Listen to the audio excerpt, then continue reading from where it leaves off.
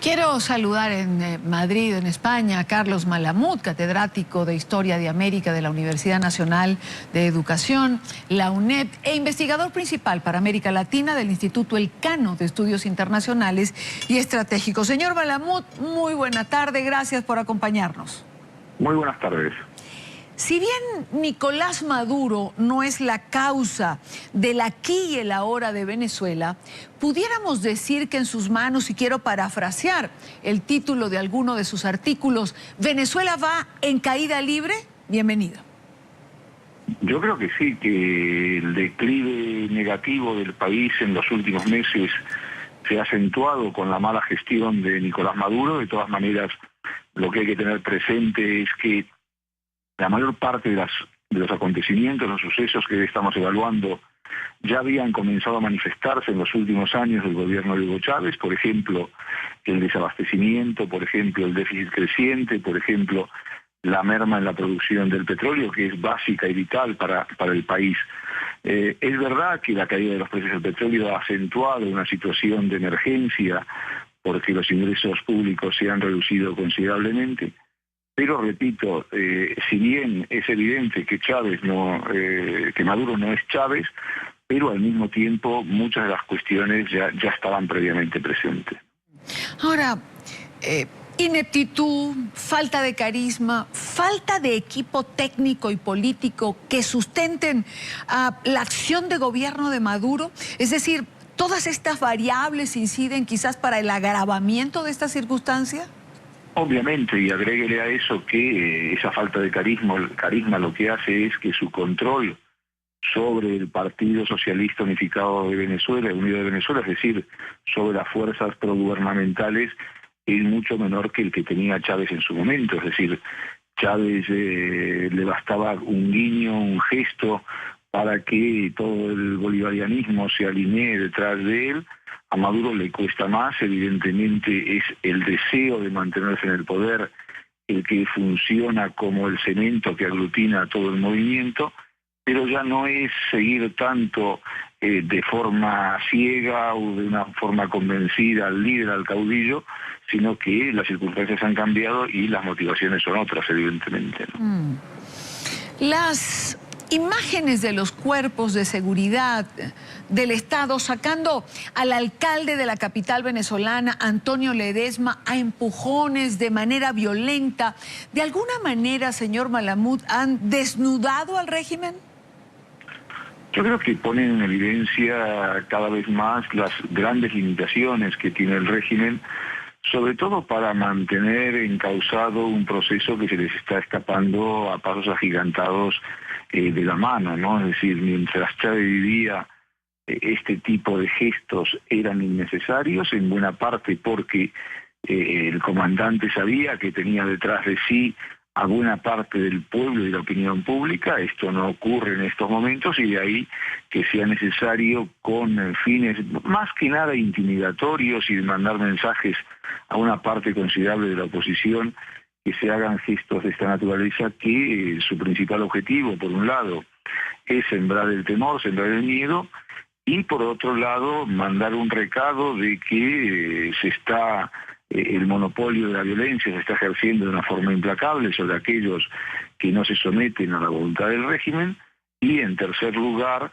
de alguna manera lo que se busca es provocar a la oposición para que salga a la calle, para ser reprimida y de esta manera tener una excusa y una coartada frente a aquellos que todavía en América Latina siguen apostando por el mantenimiento del régimen bolivariano, que son cada vez menos, como se está pudiendo ver, aunque de momento todavía tampoco hemos contemplado una rotunda manifestación de los gobernantes, de los gobiernos latinoamericanos, en defensa de las libertades públicas y del pueblo venezolano, ¿no?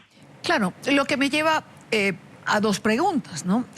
La primera, ¿hasta cuándo y hasta dónde va a ser creíble este manto de legalidad que Maduro pretende colocar sobre acciones de este tipo como la ejercida sobre el alcalde Ledezma, invocando un golpe de Estado que está en un desarrollo permanente? Y la segunda es y se refiere a algo que usted ha dicho también, señor Malamud, es ¿qué necesita o qué más necesita la comunidad internacional para reaccionar frente a Venezuela? Bueno, la comunidad internacional en parte ha reaccionado frente a Venezuela. Por ejemplo, el Parlamento Europeo ha mostrado su preocupación por lo que está ocurriendo en el país. Quien no ha reaccionado de la misma manera no es la comunidad internacional, es la comunidad internacional latinoamericana. Son los gobiernos latinoamericanos quienes siguen entendiendo, en parte porque es funcional a sus respectivos intereses, que lo que ocurre en Venezuela es un problema interno del país y por lo tanto ellos no pueden manifestarse. De esta manera lo que se garantiza es que el día que lo mismo o algo similar ocurra en cada uno de sus países, van a recibir el mismo manto de silencio, la misma especie de protección que ahora están otorgando a Venezuela en particular, pero que se hace válido, se puede hacer extensivo para cualquier otro país. En este momento, repito, es Venezuela. Lamentablemente, en América Latina, esta idea, este concepto de no injerencia, tiene una validez realmente importante. Esto es francamente preocupante, pero así son las cosas. ¿Y hasta cuánto va a durar esto? Pues va a durar hasta que de alguna manera las autoridades latinoamericanas decidan que ha llegado el momento de cambiar el mensaje, decidan que la defensa de las libertades públicas, la defensa del bienestar de los venezolanos, la defensa de la vida de los venezolanos es un valor superior a la defensa de un régimen que lamentablemente está pasando por sus horas más bajas, como señalaban ustedes. Ahora, señor Malamud, los ciclos políticos se suceden uno tras de otro. El ciclo del chavismo ha sido importante, tiene más de 15 años en Venezuela. Hay factores opositores, pero hay perspectivas más allá de la geografía venezolana que avisoran un cambio en el ciclo político venezolano. ¿Usted visualiza este cambio? ¿Usted cree que es factible, que está más temprano que tarde ese momento? Pues es evidente que estamos a las puertas de un cambio de ciclo político, no solamente en Venezuela, sino en América Latina. El problema es cuánto va a tardar esto en manifestarse y por dónde va a comenzar y por dónde va a seguir. De momento, yo me temo que en Venezuela las cosas van a seguir por algunos meses más y no sé cuánto tiempo más de un modo similar al actual.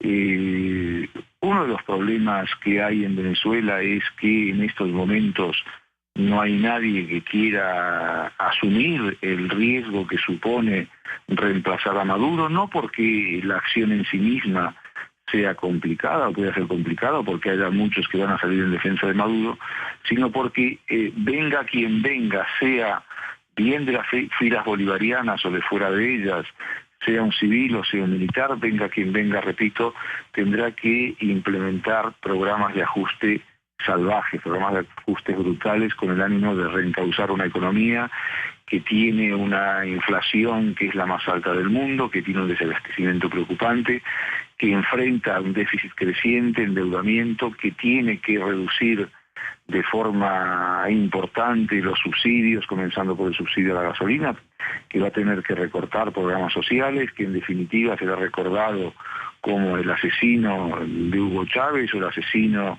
o el que acabe con el proceso de la revolución bolivariana, y no hay nadie que en sus sanos cabales asuma un desafío de esta naturaleza, ¿no? Y por otra parte, pues también hay una oposición que no logra de alguna manera unificarse y presentarse como un solo bloque, digamos, ante el electorado y la sociedad venezolana. Bueno, es verdad que la oposición está dividida, pero en este momento, desde el punto de vista de la oposición, sería una verdadera catástrofe que se hiciera cargo del poder en cualquier circunstancia, ¿no? Es decir, los retos que tendría que tener y enfrentar un gobierno encabezado por opositores serían colosales, ¿no? Y esto de alguna manera legitimaría nuevamente el mensaje chavista diciendo que, bueno, quienes en realidad enterraron el proceso no fueron los propios errores cometidos por Chávez y sus seguidores, sino que fue responsabilidad directa de un gobierno de color opositor, ¿no? Señor Malamud, una última pregunta. ¿Esto significa, implica, digamos que para la oposición es mucho más conveniente que este proceso bolivariano toque fondo absolutamente, aunque eso implique un caos más grande para los venezolanos de lo que estamos viendo? Lo que tiene que hacer la oposición es, en primer lugar, organizarse y tiene que empezar a ganar elecciones, comenzando por las próximas elecciones legislativas, que espero que se celebren finalmente como tiene prometido el presidente Maduro, que había recordado que pase lo que pase, inclusive una catástrofe, habrá elecciones en 2015. Espero que sean unas elecciones justas, con la inhibición del Estado, pero hasta ahora en la cultura política de la Venezuela chavista esto no es lo que ha ocurrido, porque el Estado intervenía de una forma activa en todos los procesos electorales. Pero con independencia de esto, yo creo que ese es el camino que tiene que empezar a recorrer la oposición, esperando estar en el momento en que haya bien la posibilidad de un referéndum revocatorio o bien la posibilidad de nuevas elecciones presidenciales en las mejores condiciones para hacerse con el poder, ¿no?